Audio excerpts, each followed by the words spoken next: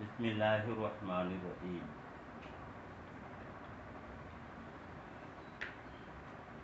شوق کسے کہتے ہیں؟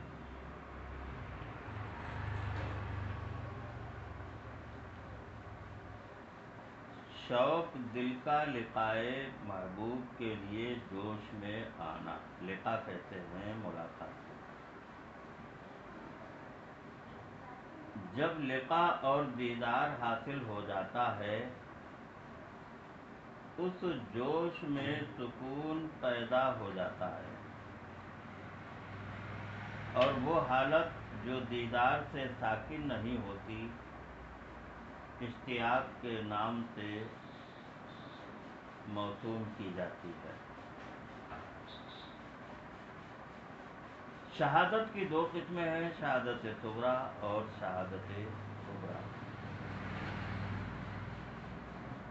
شہادت صغریٰ کی متعدد اقسام ہیں، یعنی کئی قسمیں ہیں، جس میں سب سے اعلیٰ یہ ہے کہ اللہ کی راہ میں دو صفوں کے درمیان غازی ہوئے کی حالت میں قتل ہو جاوے۔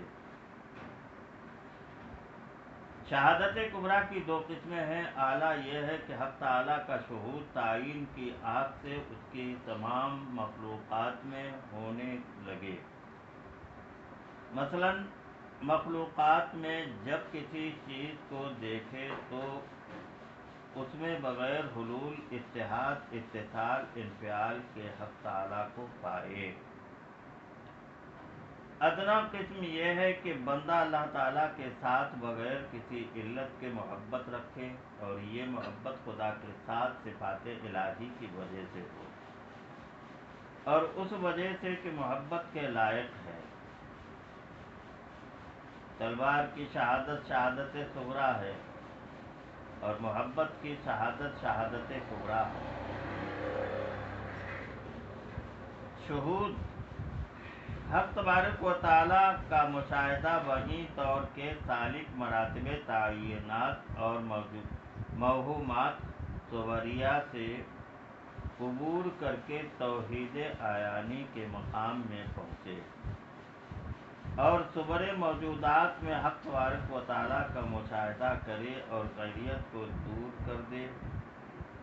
جس چیز پر نظر ڈالے حق ہی کو دیکھے اور غیر کو نہ دیکھے، کیونکہ وجود حق کے سوائے موجودیت غیر محال ہے۔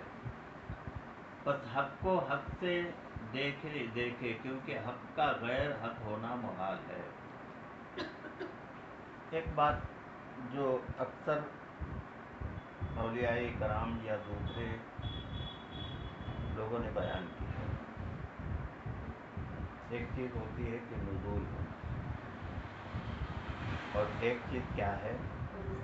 عروج۔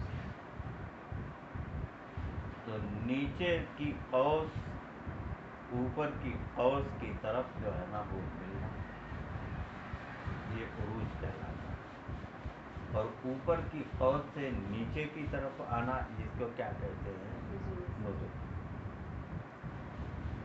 ایک چیز یہ ہے کہ ذات سے صفات کی طرف آنا، کس کی طرف؟ تو اس کو اکثر اولیاء نے نزول قرار دیا۔ اب ان کے پاس اس کے لیے الفاظ نہیں، سمجھتے ہیں؟ تو اس لیے انہوں نے نزول کا لفظ فرمایا۔ اس ذات سے شان کی طرف آنا، ذات سے صفات کی طرف آنا، تو یہ نزول کہلاتا ہے۔ لیکن میرے دماغ میں یہ بات البتہ بیٹھتی نہیں ہے۔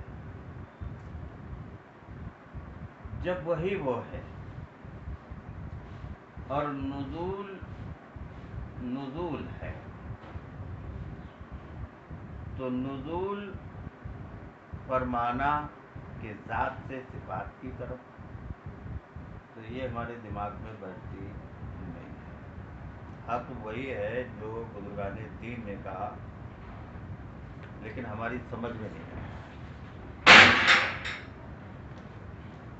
تو صحیح بات کیا ہے کہ جب وہ وہی ہے دوسرا موجود نہیں،